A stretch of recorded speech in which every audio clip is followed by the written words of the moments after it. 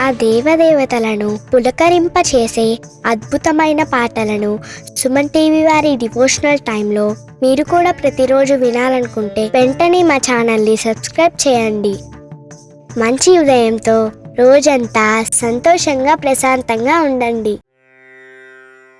విశ్వేశం మాధవం దుండిం దండపాణిం చ భైరవం వందే కాశీం గుహాం గంగాం భవానీం మణికార్ణికం.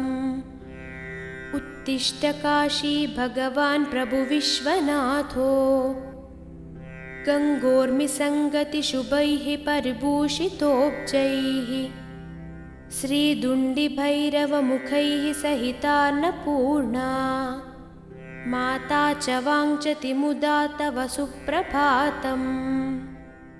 బ్రహ్మా మురారిస్త్రిపునాంతకారిః భానుః శశీ భూమిసుతో బుధశ్చ గురుశ్చ శుక్రః శనిరాహుకేతవః కుర్వంతు సర్వే భువి సుప్రభాతం. వారణాసి స్థిత గజానన దుండి రాజా తాపత్రయాపహరణే ప్రదితా ప్రభావా ఆనందకందలకుల ప్రసవైక భూమే నిత్యం సమస్త జగతః కురు సుప్రభాతం. బ్రహ్మద్రవోపమితగాంగపయః పవాహైః పుణ్యైః సదైవ పరిచుంబితపాదపద్మే మధ్యైకిలామరగణైః పరిసేవ్యమానే శ్రీకాశికే కురు సదా భువి సుప్రభాతం. ప్రత్నైరసంఖ్యమఠమందిరతీర్థకుండా ప్రాసాదఘట్టనివహైః విదుషాం వరైశ్చ ఆవర్జయస్యఖిల విశ్వమనాంసి నిత్యం శ్రీకాశికే కురు సదా భువి సుప్రభాతం. వాంఛन्ति नास्तसमये शरणं भवत्याः हे कोटिकोटिजनमुक्तिविधानदक्षे श्रीकाशिके कुरु सदा भुवि सुप्रभातं. तीर्थानां प्रवरा मनोरथकरी संसारपारापरा सन्दानन्दिगणेश्वरैरुपहिता दैवैरशैः स्तुता या शम्भोर्मणि कुण्डलैककणिका विष्णोत्तपोदीर्घिका सेयं श्रीमणिकर्णिका भगवती देयात् सदा मङ्गलम्. अभिनवबिसवल्ली पादपद्मस्य विष्णोः मदनमथनमैल्मेर्यामालती पुष्पमाला जयति जयपताककाप्यसौ मोक्षलक्ष्म्याः गंगां वारि मनोहरी मुरारिचरणच्युतां त्रिपुरारि शिराश्चारी पापहारी पुनातु मां. विघ्नावासनिवासकारणमहागण्डस्थलालम्बितः सिन्धूरारुणपुज्जचन्द्रकिरणप्रच्चादिनागच्छवि श्रीविघ्नेश्वरवल्लभो गिरिजायसानन्दमानन्दितः स्मेरास्यस्तव दुण्डिराजमुदितो देयात् सदा मङ्गलम्. कण्ठे यस्य लसत्करालगरलं गङ्गाजलं मस्तके वामाङ्गे गिरिराजराजतनया जाया भवानी सती नन्दिस्कन्दगणाधिराजसहिता श्रीविश्वनाथप्रभुः काशीमन्दिरसंस्थितोऽखिलगुरुदेयात् सदा मङ्गलम्. श्रीविश्वनाथकरुणामृतपूर्णसिन्धो सीतांशुकण्डसमलङ्कृतभव्यचूडा उत्तिष्ठ विश्वजनमङ्गलसाधनाय नित्यं स्वर्वगतः कुरु सप्रभातम्. श्रीविश्वनाथकरुणामृतपूर्णसिन्धो सीतांशुकण्डसमलङ्कृतभव्यचूडा उत्तिष्ठ विश्वजनमङ्गलसाधनाय नित्यं सर्वजगतः कुरु सुप्रभातम्. श्रीविश्वनाथ वृषभध्वज विश्ववन्द्या सृष्टिस्थितिप्रलयकारक देवदेव वाचामगोचर महर्षिसुताद्रिपद्मा वाराणसीपुरपते कुरु सुप्रभातम्। श्रीविश्वनाथ भवभञ्जन दिव्यभावा गङ्गाधरा प्रमथवन्दितसुन्दराङ्गा नागेन्द्रहारनत भक्तभयापहारा वाराणसीपुरपते कुरु सुप्रभातम्। श्रीविश्वनाथ तव पादयुगं नमामि नित्यं तवैव शिवनाम हृदा स्मरामि वाचं तवैव यशसा नगभूषयामि वाराणसीपुरपते कुरु सुप्रभातम्। काशीनिवासमुनिसेवितपादपद्मा गङ्गाजलौघपरिषिक्तजटाकलापा अस्याखिलस्य जगतः न चराचरस्य वाराणसीपुरपते कुरु सुप्रभातम्।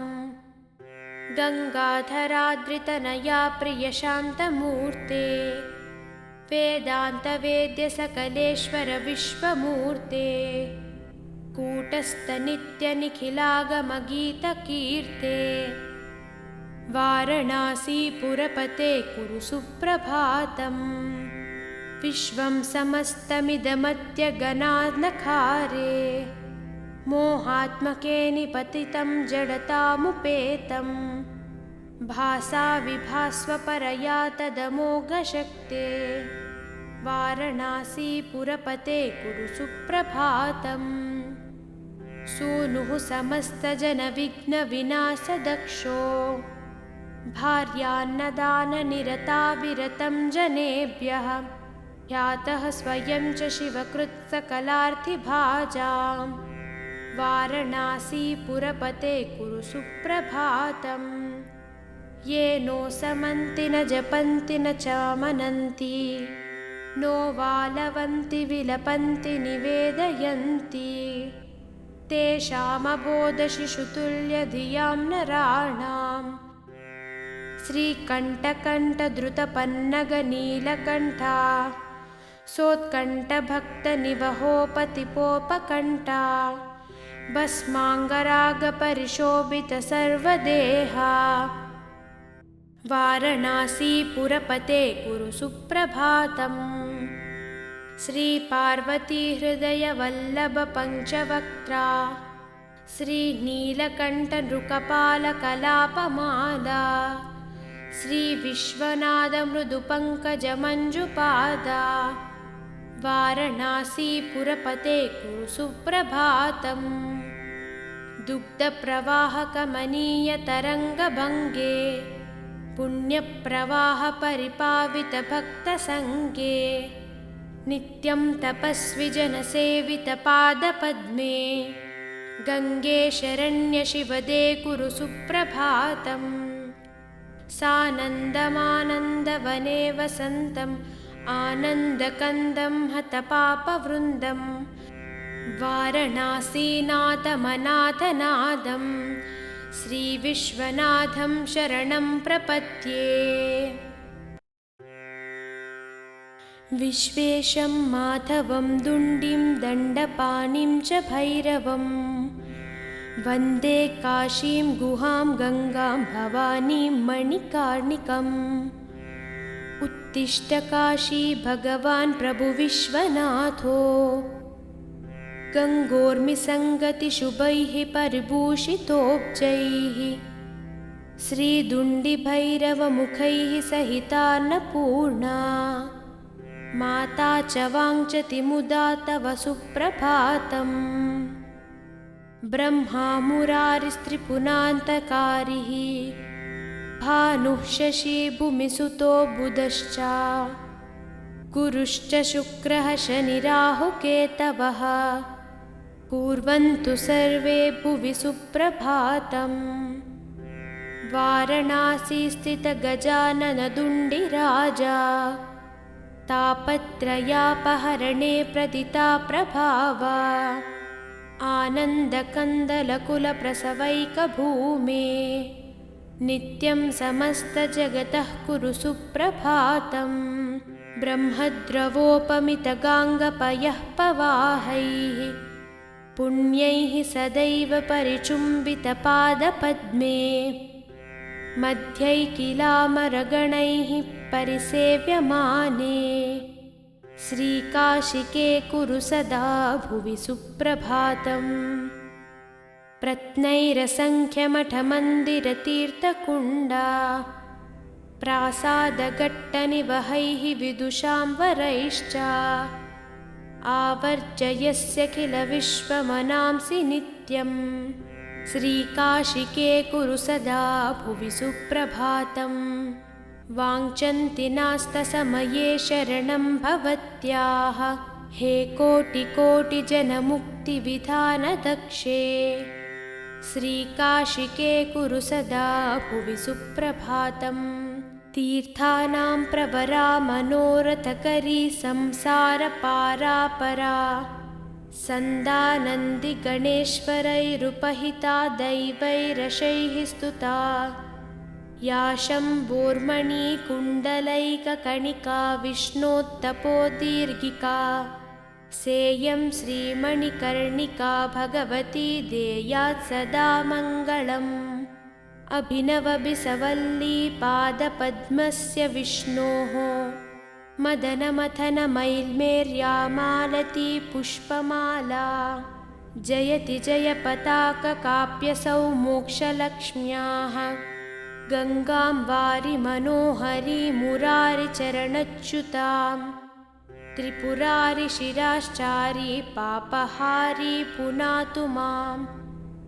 विघ्नावासनिवासकारणमहागण्डस्थलालम्बितः सिन्धूरारुणपुज्जचन्द्रकिरणप्रच्चादिनागच्छवि श्रीविघ्नेश्वरवल्लभो गिरिजायसानन्दमानन्दितः स्मेरास्यस्तव दुण्डिराजमुदितो देयात् सदा मङ्गलम्।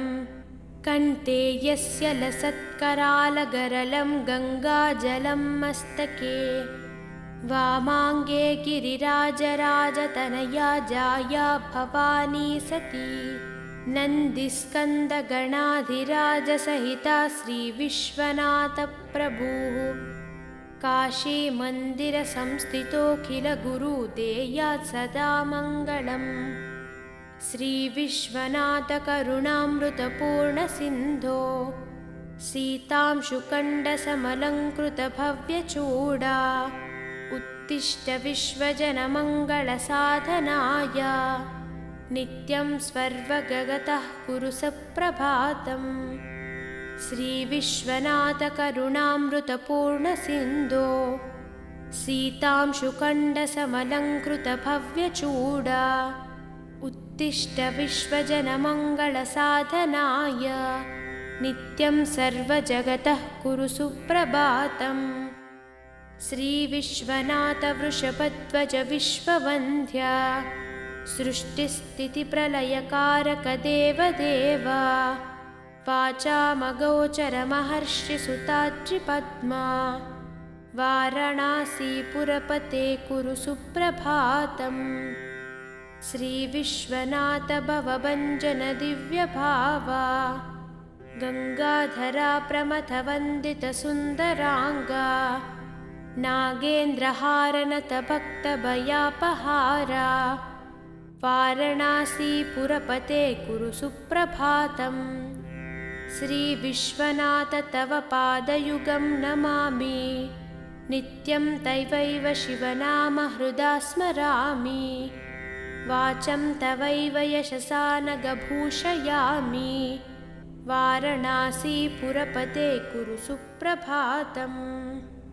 काशीनिवासमुनिसेवितपादपद्मा गङ्गाजलौघपरिषिक्तजटाकलापा अस्याखिलस्य जगतः न चराचरस्य वाराणसीपुरपते कुरु सुप्रभातम्।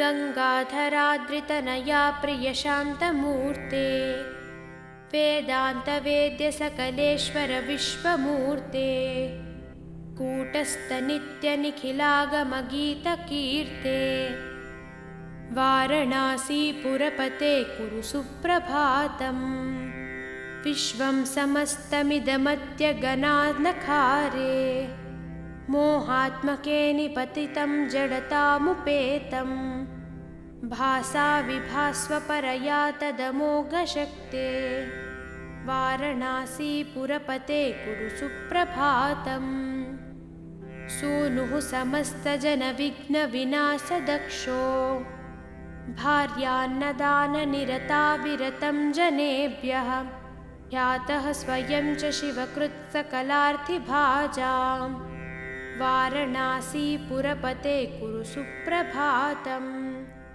ये नो समन्ति न जपन्ति न चामनन्ति नो वालवन्ति विलपन्ति निवेदयन्ति तेषामबोधशिशुतुल्यधियां नराणां श्रीकण्ठकण्ठद्रुतपन्नगनीलकण्ठा सोत्कण्ठभक्तनिवहोपतिपोपकण्ठा भस्माङ्गरागपरिशोभितसर्वदेहा वारणासीपुरपते कुरु सुप्रभातम् श्रीपार्वतीहृदयवल्लभपञ्चवक्त्रा श्रीनीलकण्ठनृकपालकलापमाला श्रीविश्वनाथमृदुपङ्कजमञ्जुपादा वारणासीपुरपते कुरु सुप्रभातम् दुग्धप्रवाहकमनीयतरङ्गभङ्गे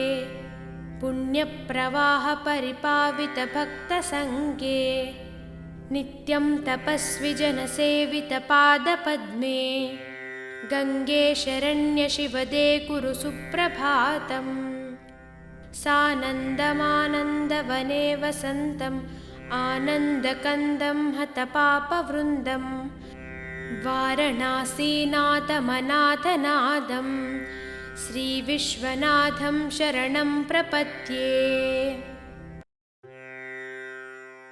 विश्वेशं माधवं दुण्डिं दण्डपाणिं च भैरवं वन्दे काशीं गुहां गङ्गां भवानीं मणिकार्णिकम् उत्तिष्ठ काशी भगवान् प्रभु विश्वनाथो गङ्गोर्मिसङ्गतिशुभैः परिभूषितोब्जैः श्रीदुण्डिभैरवमुखैः सहितान्नपूर्णा माता च वाञ्छति मुदा तव सुप्रभातम् ब्रह्मा मुरारिस्त्रिपुरान्तकारिः भानुः शशी भूमिसुतो बुधश्च गुरुश्च शुक्रः शनिराहुकेतवः कुर्वन्तु सर्वे भुवि सुप्रभातम् वारणासी स्थितगजाननदुण्डिराजा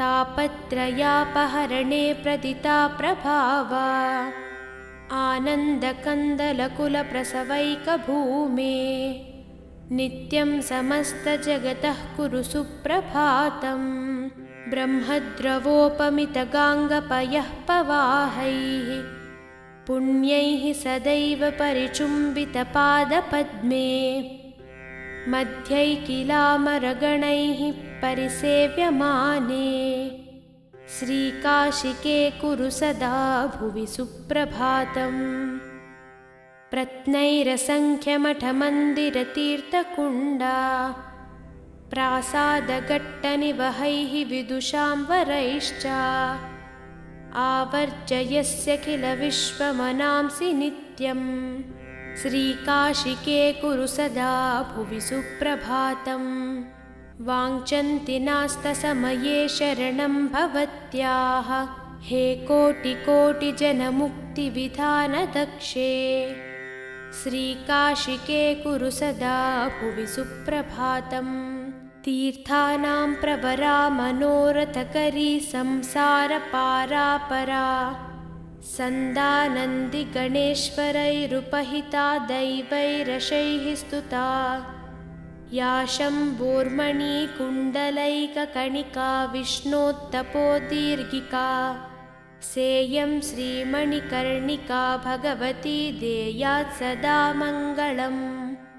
अभिनवबिसवल्ली पादपद्मस्य विष्णोः मदनमथनमैल्मेर्या मालती पुष्पमाला जयति जयपताककाप्यसौ मोक्षलक्ष्म्याः गङ्गां वारि मनोहरी मुरारिचरणच्युतां त्रिपुरारि शिराश्चारी पापहारी पुनातु मां विघ्नावासनिवासकारणमहागण्डस्थलालम्बितः सिन्धूरारुणपुज्जचन्द्रकिरणप्रच्चादिनागच्छवि श्रीविघ्नेश्वरवल्लभो गिरिजायसानन्दमानन्दितः स्मेरास्यस्तव दुण्डिराजमुदितो देयात् सदा मङ्गलम्।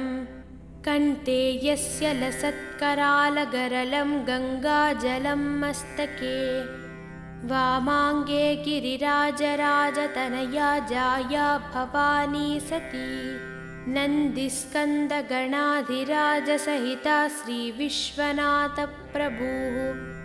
काशीमन्दिरसंस्थितोऽखिलगुरुदेयात् सदा मङ्गलम्। श्रीविश्वनाथकरुणामृतपूर्णसिन्धो सीतांशुकण्डसमलङ्कृतभव्यचूडा उत्तिष्ठ विश्वजनमङ्गलसाधनाय नित्यं स्वर्वगतः कुरु सप्रभातम्। श्रीविश्वनाथकरुणामृतपूर्णसिन्धो सीतांशुकण्डसमलङ्कृतभव्यचूडा उत्तिष्ठ विश्वजनमङ्गलसाधनाय नित्यं सर्वजगतः कुरु सुप्रभातम्।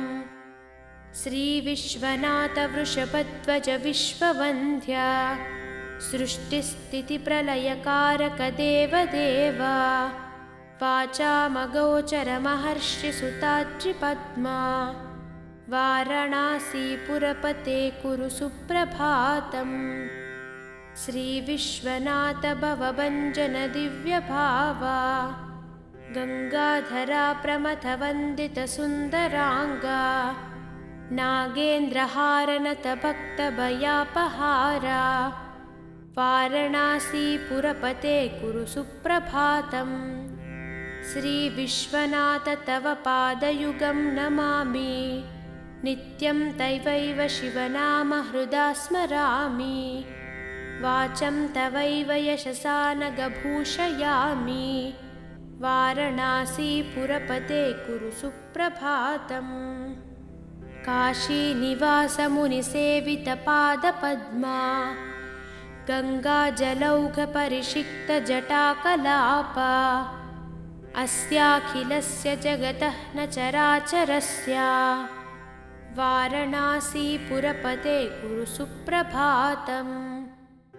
गङ्गाधराद्रितनया प्रियशान्तमूर्ते वेदान्तवेद्यसकलेश्वर विश्वमूर्ते कूटस्थनित्यनिखिलागमगीतकीर्ते वाराणसीपुरपते कुरु सुप्रभातम्।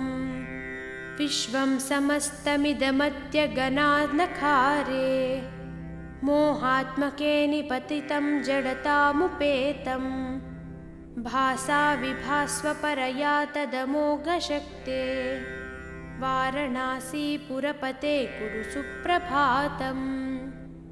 सूनुः समस्तजनविघ्नविनाशदक्षो भार्यान्नदाननिरता विरतं जनेभ्यः ह्यातः स्वयं च शिवकृत्सकलार्थिभाजां वाराणसीपुरपते कुरु सुप्रभातम्। ये नो समन्ति न जपन्ति न चामनन्ति नो वालवन्ति विलपन्ति निवेदयन्ति तेषामबोधशिशुतुल्यधियां नराणां श्रीकण्ठकण्ठधृतपन्नगनीलकण्ठा सोत्कण्ठभक्तनिवहोपतिपोपकण्ठा भस्माङ्गरागपरिशोभितसर्वदेहा वारणासीपुरपते कुरु सुप्रभातम्। श्रीपार्वतीहृदयवल्लभपञ्चवक्त्रा श्रीनीलकण्ठनृकपालकलापमाला श्रीविश्वनाथमृदुपङ्कजमञ्जुपादा वारणासीपुरपते कुरु सुप्रभातम्।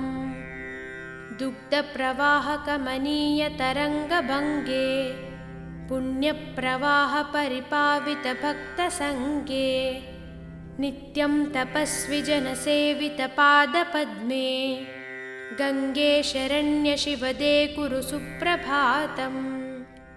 सानन्दमानन्दवने वसन्तम् आनन्दकन्दं हतपापवृन्दं वारणासीनाथमनाथनादं श्रीविश्वनाथं शरणं प्रपद्ये। विश्वेशं माधवं दुण्डिं दण्डपाणिं च भैरवं वन्दे काशीं गुहां गङ्गां भवानीं मणिकार्णिकम्। उत्तिष्ठ काशी भगवान् प्रभु विश्वनाथो गङ्गोर्मिसङ्गतिशुभैः परिभूषितोब्जैः श्रीदुण्डिभैरवमुखैः सहितान्नपूर्णा माता च वाञ्छति मुदा तव सुप्रभातम्। ब्रह्मा मुरारिस्त्रिपुरान्तकारिः भानुः शशी भूमिसुतो बुधश्च गुरुश्च शुक्रः शनिराहुकेतवः कुर्वन्तु सर्वे भुवि सुप्रभातम्। वारणासी स्थित गजाननदुण्डिराजा तापत्रयापहरणे प्रदिता प्रभावा आनन्दकन्दलकुलप्रसवैकभूमे नित्यं समस्तजगतः कुरु सुप्रभातम्।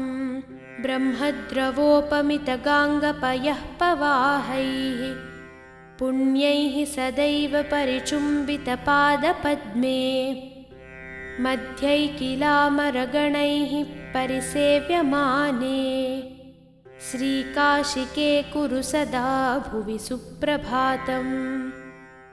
प्रत्नैरसङ्ख्यमठमन्दिरतीर्थकुण्डा प्रासादघट्टनिवहैः विदुषां वरैश्च आवर्जयस्य किल विश्वमनांसि नित्यम्। श्रीकाशिके कुरु सदा भुवि सुप्रभातम्।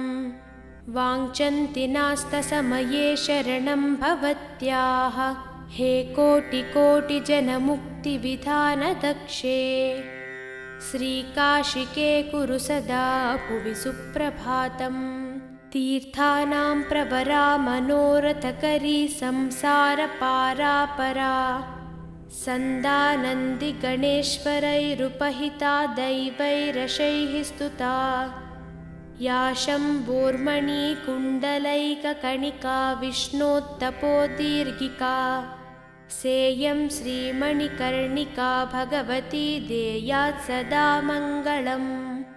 अभिनवबिसवल्ली पादपद्मस्य विष्णोः मदनमथनमैल्मेर्यामालती पुष्पमाला जयति जयपताककाप्यसौ मोक्षलक्ष्म्याः गङ्गां वारि मनोहरी मुरारिचरणच्युतां त्रिपुरारि शिराश्चारी पापहारी पुनातु माम्।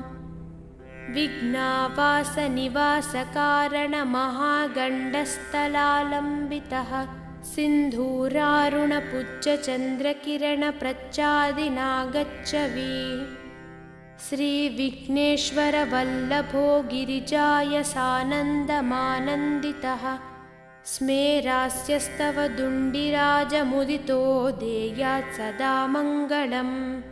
कण्ठे यस्य लसत्करालगरलं गङ्गाजलं मस्तके वामाङ्गे गिरिराजराजतनया जाया भवानी सती नन्दिस्कन्दगणाधिराजसहिता श्रीविश्वनाथप्रभुः काशीमन्दिरसंस्थितोऽखिलगुरुदेयात् सदा मङ्गलम्। श्रीविश्वनाथकरुणामृतपूर्णसिन्धो सीतांशुकण्डसमलङ्कृतभव्यचूडा उत्तिष्ठ विश्वजनमङ्गलसाधनाय नित्यं स्वर्वगतः कुरु सप्रभातम्। श्रीविश्वनाथकरुणामृतपूर्णसिन्धो सीतांशुकण्डसमलङ्कृतभव्यचूडा उत्तिष्ठ विश्वजनमङ्गलसाधनाय नित्यं सर्वजगतः कुरु सुप्रभातम्।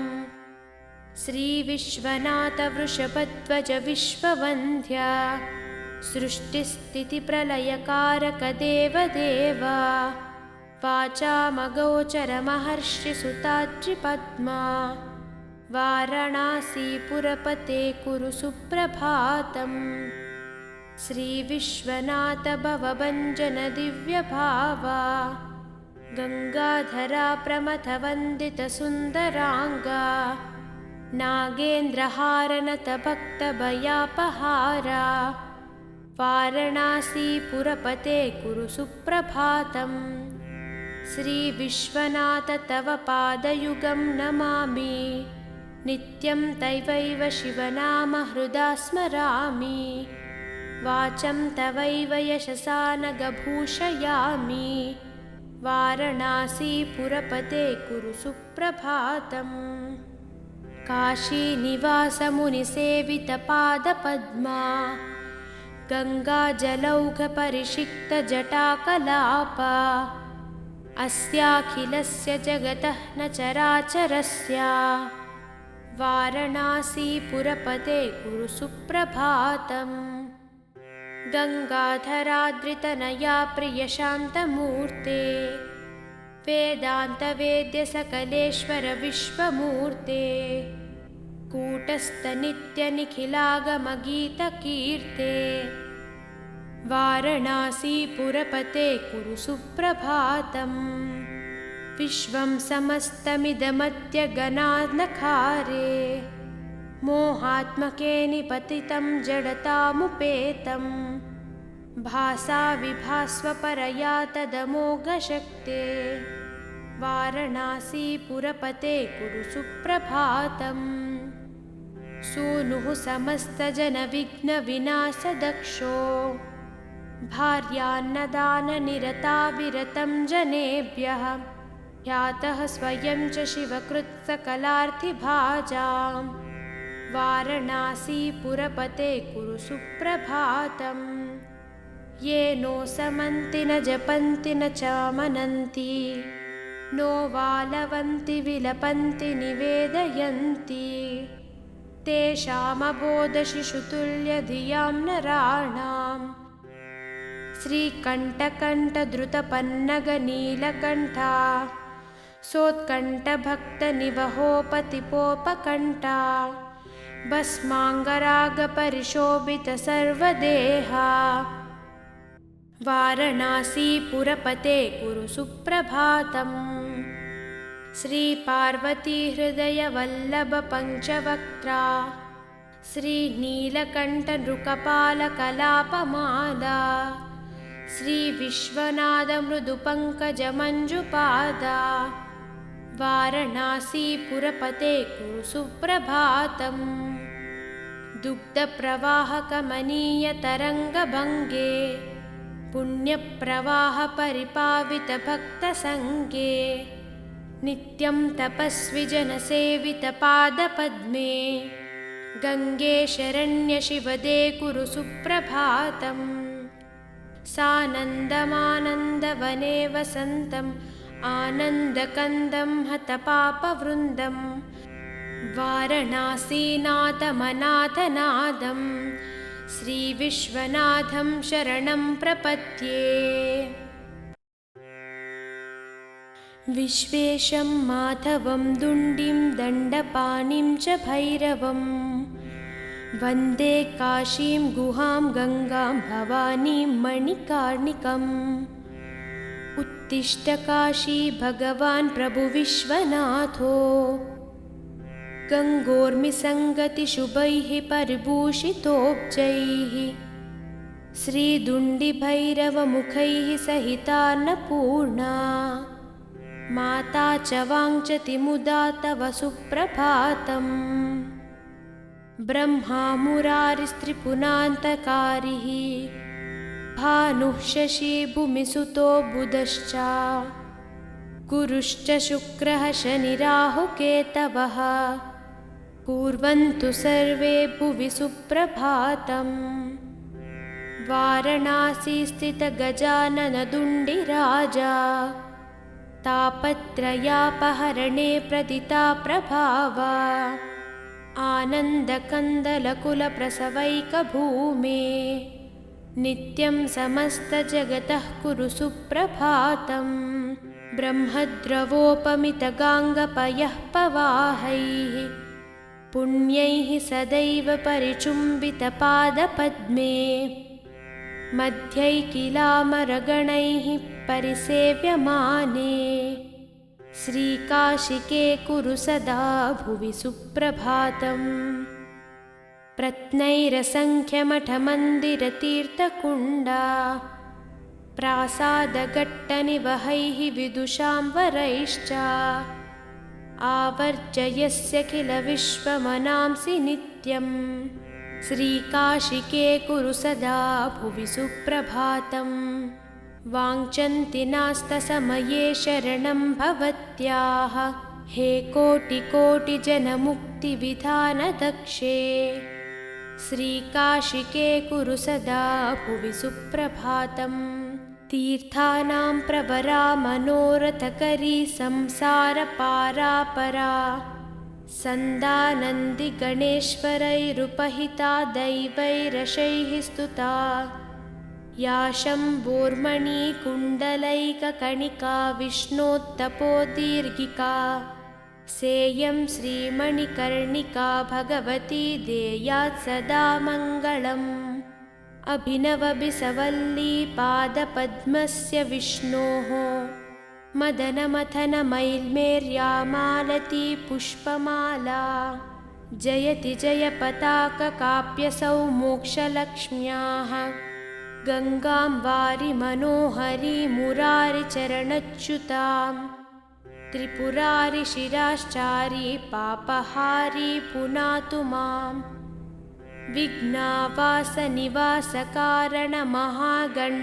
विघ्नावासनिवासकारणमहागण्डस्थलालम्बितः सिन्धूरारुणपुज्जचन्द्रकिरणप्रच्चादिनागच्छवि श्रीविघ्नेश्वरवल्लभो गिरिजाय सानन्दमानन्दितः स्मेरास्यस्तव दुण्डिराजमुदितो देयात् सदा मङ्गलम् कण्ठे यस्य लसत्करालगरलं गङ्गाजलं मस्तके वामाङ्गे गिरिराजराजतनया जाया भवानी सती नन्दिस्कन्दगणाधिराजसहिता श्रीविश्वनाथप्रभुः काशीमन्दिरसंस्थितोऽखिलगुरुदेयात् सदा मङ्गलम् श्रीविश्वनाथकरुणामृतपूर्णसिन्धो सीतांशुकण्डसमलङ्कृतभव्यचूडा उत्तिष्ठ विश्वजनमङ्गलसाधनाय नित्यं स्वर्वगतः कुरु सप्रभातम् श्रीविश्वनाथकरुणामृतपूर्णसिन्धो सीतांशुकण्डसमलङ्कृतभव्यचूडा उत्तिष्ठ विश्वजनमङ्गलसाधनाय नित्यं सर्वजगतः कुरु सुप्रभातम् श्रीविश्वनाथवृषभध्वज विश्ववन्द्या सृष्टिस्थितिप्रलयकारकदेवदेव वाचामगोचरमहर्षिसुताद्रिपद्मा वाराणसीपुरपते कुरु सुप्रभातम् श्रीविश्वनाथ भवभञ्जन दिव्यभावा गङ्गाधरा प्रमथवन्दितसुन्दराङ्गा नागेन्द्रहारनतभक्तभयापहारा वारणासीपुरपते कुरु सुप्रभातम्। श्रीविश्वनाथ तव पादयुगं नमामि नित्यं तवैव शिवनाम हृदा स्मरामि वाचं तवैव यशसा नगभूषयामि वारणासीपुरपते कुरु सुप्रभातम्। काशीनिवासमुनिसेवितपादपद्मा गङ्गाजलौघपरिषिक्तजटाकलापा अस्याखिलस्य जगतः न चराचरस्य वारणासीपुरपते कुरु सुप्रभातम्। गङ्गाधराद्रितनया प्रियशान्तमूर्ते वेदान्तवेद्यसकलेश्वर विश्वमूर्ते कूटस्थनित्यनिखिलागमगीतकीर्ते वारणासीपुरपते कुरु सुप्रभातम्। विश्वं समस्तमिदमत्यगनानखारे मोहात्मके निपतितं जडतामुपेतं भासा विभास्वपरया तदमोघशक्ते वारणासीपुरपते कुरु सुप्रभातम्। सूनुः समस्तजनविघ्नविनाशदक्षो भार्यान्नदाननिरता विरतं जनेभ्यः ह्यातः स्वयं च शिवकृत्सकलार्थिभाजां वारणासीपुरपते कुरु सुप्रभातम्।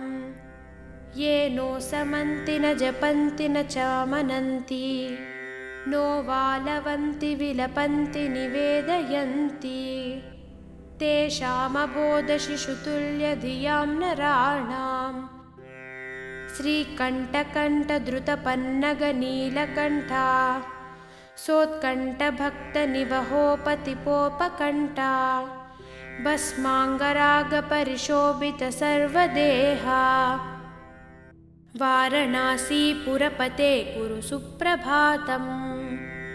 श्रीपार्वतीहृदयवल्लभपञ्चवक्त्रा श्रीनीलकण्ठनृकपालकलापमाला श्रीविश्वनाथमृदुपङ्कजमञ्जुपादा वारणासीपुरपते कुरु सुप्रभातम्। दुग्धप्रवाहकमनीयतरङ्गभङ्गे पुण्यप्रवाहपरिपावितभक्तसङ्गे नित्यं तपस्विजनसेवितपादपद्मे गङ्गे शरण्यशिवदे कुरु सुप्रभातम्। सानन्दमानन्दवने वसन्तम् आनन्दकन्दं हतपापवृन्दं वारणासीनाथमनाथनादं श्रीविश्वनाथं शरणं प्रपद्ये। विश्वेशं माधवं दुण्डिं दण्डपाणिं च भैरवं वन्दे काशीं गुहां गङ्गां भवानीं मणिकार्णिकम्।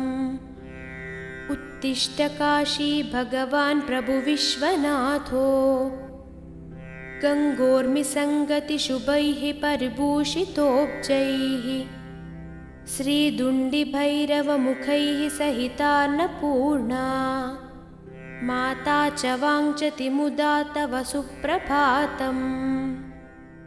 ब्रह्मा मुरारिस्त्रिपुरान्तकारिः भानुः शशी भूमिसुतो बुधश्च गुरुश्च शुक्रः शनिराहुकेतवः कुर्वन्तु सर्वे भुवि सुप्रभातम्। वारणासी स्थितगजाननदुण्डिराजा तापत्रयापहरणे प्रदिता प्रभावा आनन्दकन्दलकुलप्रसवैकभूमे नित्यं समस्तजगतः कुरु सुप्रभातम्।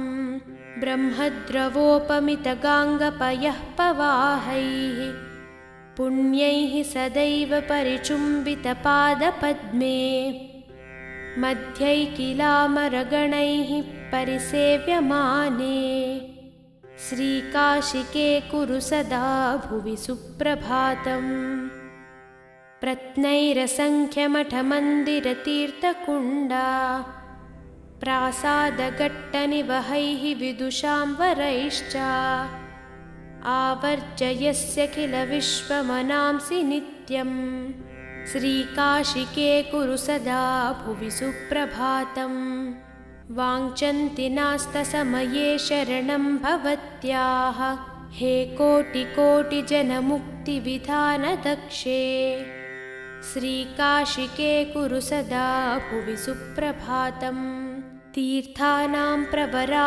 मनोरथकरी संसारपारापरा सन्दानन्दिगणेश्वरैरुपहिता दैवैरशैः स्तुता या शम्भोर्मणिकुण्डलैककणिका विष्णोत्तपोदीर्घिका सेयं श्रीमणिकर्णिका भगवती देयात् सदा मङ्गलम् अभिनवबिसवल्ली पादपद्मस्य विष्णोः मदनमथनमैल्मेर्यामालती पुष्पमाला जयति जयपताककाप्यसौ मोक्षलक्ष्म्याः गङ्गां वारि मनोहरी मुरारिचरणच्युतां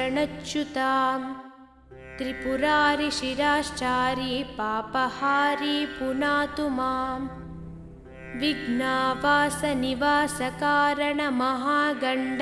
विघ्नावासनिवासकारणमहागण्डस्थलालम्बितः सिन्धूरारुणपुज्जचन्द्रकिरणप्रच्चादिनागच्छवि श्रीविघ्नेश्वरवल्लभो गिरिजायसानन्दमानन्दितः स्मेरास्यस्तव दुण्डिराजमुदितो देयात् सदा मङ्गलम् कण्ठे यस्य लसत्करालगरलं गङ्गाजलं मस्तके वामाङ्गे गिरिराजराजतनया जाया भवानी सती नन्दिस्कन्दगणाधिराजसहिता श्रीविश्वनाथप्रभुः काशीमन्दिरसंस्थितोऽखिलगुरुदेयात् सदा मङ्गलम् श्रीविश्वनाथकरुणामृतपूर्णसिन्धो सीतांशुकण्डसमलङ्कृतभव्यचूडा उत्तिष्ठ विश्वजनमङ्गलसाधनाय नित्यं स्वर्वगतः कुरु सप्रभातम् श्रीविश्वनाथकरुणामृतपूर्णसिन्धो सीतांशुकण्डसमलङ्कृतभव्यचूडा उत्तिष्ठ विश्वजनमङ्गलसाधनाय नित्यं सर्वजगतः कुरु सुप्रभातम् श्रीविश्वनाथवृषभध्वज विश्ववन्द्या सृष्टिस्थितिप्रलयकारकदेवदेव वाचामगोचरमहर्षिसुताद्रिपद्मा वाराणसीपुरपते कुरु सुप्रभातम् श्रीविश्वनाथ भवभञ्जन दिव्यभावा गङ्गाधरा प्रमथवन्दितसुन्दराङ्गा नागेन्द्रहारनतभक्तभयापहारा वाराणसीपुरपते कुरु सुप्रभातम् श्रीविश्वनाथ तव पादयुगं नमामि नित्यं तवैव शिवनाम हृदा स्मरामि वाचं तवैव यशसा नगभूषयामि वाराणसीपुरपते कुरु सुप्रभातम् काशीनिवासमुनिसेवितपादपद्मा गङ्गाजलौघपरिषिक्तजटाकलापा अस्याखिलस्य जगतः न चराचरस्य वाराणसीपुरपते कुरु सुप्रभातम् गङ्गाधराद्रितनया प्रियशान्तमूर्ते वेदान्तवेद्यसकलेश्वर विश्वमूर्ते कूटस्थनित्यनिखिलागमगीतकीर्ते वाराणसीपुरपते कुरु सुप्रभातम् विश्वं समस्तमिदमत्यगनानखारे मोहात्मके निपतितं जडतामुपेतं भासा विभास्वपरया तदमोघशक्ते वारणासीपुरपते कुरु सुप्रभातम् सूनुः समस्तजनविघ्नविनाशदक्षो भार्यान्नदाननिरता विरतं जनेभ्यः ह्यातः स्वयं च शिवकृत्सकलार्थिभाजां वारणासीपुरपते कुरु सुप्रभातम् ये नो समन्ति न जपन्ति न चामनन्ति नो वालवन्ति विलपन्ति निवेदयन्ति तेषामबोधशिशुतुल्यधियां नराणां श्रीकण्ठकण्ठद्रुतपन्नगनीलकण्ठा सोत्कण्ठभक्तनिवहोपतिपोपकण्ठा भस्माङ्गरागपरिशोभितसर्वदेहा वारणासीपुरपते कुरु सुप्रभातम् श्रीपार्वतीहृदयवल्लभपञ्चवक्त्रा श्रीनीलकण्ठनृकपालकलापमाला श्रीविश्वनाथमृदुपङ्कजमञ्जुपादा वारणासीपुरपते कुरु सुप्रभातम् दुग्धप्रवाहकमनीयतरङ्गभङ्गे पुण्यप्रवाहपरिपावितभक्तसङ्गे नित्यं तपस्विजनसेवितपादपद्मे गङ्गे शरण्यशिवदे कुरु सुप्रभातम् सानन्दमानन्दवने वसन्तम् आनन्दकन्दं हतपापवृन्दं वारणासीनाथमनाथनादं श्रीविश्वनाथं शरणं प्रपद्ये विश्वेशं माधवं दुण्डिं दण्डपाणिं च भैरवं वन्दे काशीं गुहां गङ्गां भवानीं मणिकार्णिकम् उत्तिष्ठ काशी भगवान् प्रभु विश्वनाथो गङ्गोर्मिसङ्गतिशुभैः परिभूषितोब्जैः श्रीदुण्डिभैरवमुखैः सहितान्नपूर्णा माता च वाञ्छति मुदा तव सुप्रभातम् ब्रह्मा मुरारिस्त्रिपुरान्तकारिः भानुः शशी भूमिसुतो बुधश्च गुरुश्च शुक्रः शनिराहुकेतवः कुर्वन्तु सर्वे भुवि सुप्रभातम् वारणासी स्थितगजाननदुण्डिराजा तापत्रयापहरणे प्रदिता प्रभावा आनन्दकन्दलकुलप्रसवैकभूमे नित्यं समस्तजगतः कुरु सुप्रभातम् ब्रह्मद्रवोपमितगाङ्गपयः पवाहैः पुण्यैः सदैव परिचुम्बितपादपद्मे मध्यैकिलामरगणैः परिसेव्यमाने श्रीकाशिके कुरु सदा भुवि सुप्रभातम् प्रत्नैरसङ्ख्यमठमन्दिरतीर्थकुण्डा प्रासादघट्टनिवहैः विदुषां वरैश्च आवर्जयस्य किल विश्वमनांसि नित्यं श्रीकाशिके कुरु सदा भुवि सुप्रभातम् वाञ्छन्ति नास्तसमये शरणं भवत्याः हे कोटिकोटिजनमुक्तिविधानदक्षे श्रीकाशिके कुरु सदा भुवि सुप्रभातम् तीर्थानां प्रवरा मनोरथकरी संसारपारापरा सन्दानन्दिगणेश्वरैरुपहिता दैवैरशैः स्तुता या शम्भोर्मणिकुण्डलैककणिका विष्णोत्तपोदीर्घिका सेयं श्रीमणिकर्णिका भगवती देयात् सदा मङ्गलम् अभिनवबिसवल्ली पादपद्मस्य विष्णोः मदनमथनमैल्मेर्या मालती पुष्पमाला जयति जयपताककाप्यसौ मोक्षलक्ष्म्याः गङ्गां वारि मनोहरी मुरारिचरणच्युतां त्रिपुरारि शिराश्चारी पापहारी पुनातु मां विघ्नावासनिवासकारणमहागण्डस्थलालम्बितः सिन्धूरारुणपुज्जचन्द्रकिरणप्रच्चादिनागच्छवि श्रीविघ्नेश्वरवल्लभो गिरिजायसानन्दमानन्दितः स्मेरास्यस्तव दुण्डिराजमुदितो देयात् सदा मङ्गलम् कण्ठे यस्य लसत्करालगरलं गङ्गाजलं मस्तके वामाङ्गे गिरिराजराजतनया जाया भवानी सती नन्दिस्कन्दगणाधिराजसहिता श्रीविश्वनाथप्रभुः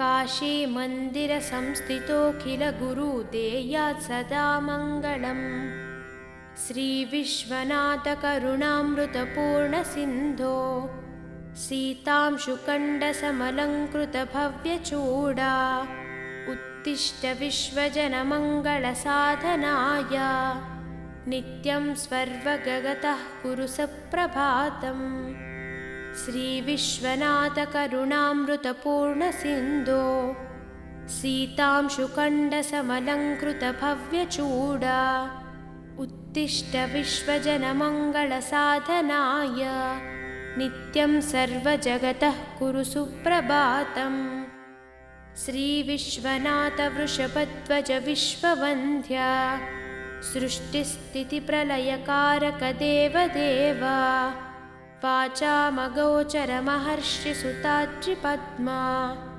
वाराणसीपुरपते कुरु सुप्रभातम् श्रीविश्वनाथ भवभञ्जन दिव्यभावा गङ्गाधरा प्रमथवन्दितसुन्दराङ्गा नागेन्द्रहारनतभक्तभयापहारा वाराणसीपुरपते कुरु सुप्रभातम् श्रीविश्वनाथ तव पादयुगं नमामि नित्यं तवैव शिवनाम हृदा स्मरामि वाचं तवैव यशसा नगभूषयामि वाराणसीपुरपते कुरु सुप्रभातम् काशीनिवासमुनिसेवितपादपद्मा गङ्गाजलौघपरिषिक्तजटाकलापा अस्याखिलस्य जगतः न चराचरस्य वाराणसीपुरपते कुरु सुप्रभातम् गङ्गाधराद्रितनया प्रियशान्तमूर्ते वेदान्तवेद्यसकलेश्वर विश्वमूर्ते कूटस्थनित्यनिखिलागमगीतकीर्ते वाराणसीपुरपते कुरु सुप्रभातम् विश्वं समस्तमिदमत्यगनानखारे मोहात्मके निपतितं जडतामुपेतं भासा विभास्वपरया तदमोघशक्ते वाराणसीपुरपते कुरु सुप्रभातम् सूनुः समस्तजनविघ्नविनाशदक्षो भार्यान्नदाननिरता विरतं जनेभ्यः ख्यातः स्वयं च शिवकृत्सकलार्थिभाजां वाराणसीपुरपते कुरु सुप्रभातम् ये नो समन्ति न जपन्ति न चामनन्ति नो वालवन्ति विलपन्ति निवेदयन्ति तेषामबोधशिशुतुल्यधियां नराणां श्रीकण्ठकण्ठद्रुतपन्नगनीलकण्ठा सोत्कण्ठभक्तनिवहोपतिपोपकण्ठा भस्माङ्गरागपरिशोभितसर्वदेहा वाराणसीपुरपते कुरु सुप्रभातम् श्रीपार्वतीहृदयवल्लभपञ्चवक्त्रा श्रीनीलकण्ठनृकपालकलापमाला श्रीविश्वनाथमृदुपङ्कजमञ्जुपादा वारणासीपुरपते कुरु सुप्रभातम् दुग्धप्रवाहकमनीयतरङ्गभङ्गे पुण्यप्रवाहपरिपावितभक्तसङ्गे नित्यं तपस्वि जनसेवितपादपद्मे गङ्गे शरण्यशिवदे कुरु सुप्रभातम् सानन्दमानन्दवने वसन्तम् आनन्दकन्दं हतपापवृन्दं वारणासीनाथमनाथनादं श्रीविश्वनाथं शरणं प्रपद्ये।